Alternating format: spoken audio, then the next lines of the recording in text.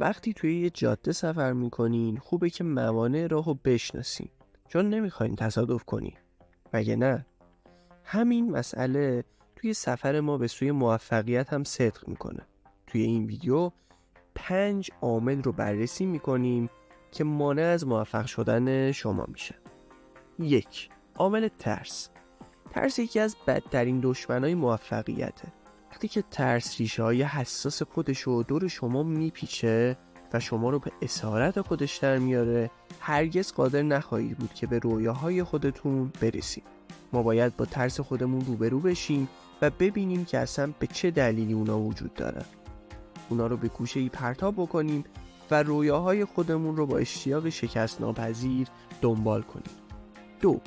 رغبت و بی‌علاقگی.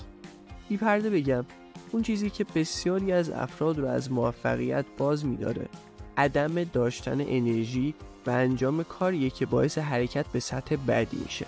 اونا به نقطه‌ای میرسن که احساس راحتی میکنن و سپس خودشون رو برای چرتی به درازای تمام عمرشون آماده میکنن. 3. نداشتن پشتکار. موفقیت توی تیزترین کنج یا شیبدارترین تپه است. پشتکار داشته باشین، ادامه بدید، یک تپه دیگه، یک گنج دیگه. بدبینی. نکته اینجاست که میتونید به هر چیزی که باور دارید برسید.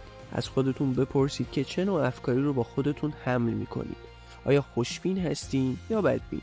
اگه باور ندارین که میتونید برسید، پس نخواهید تونست. 5.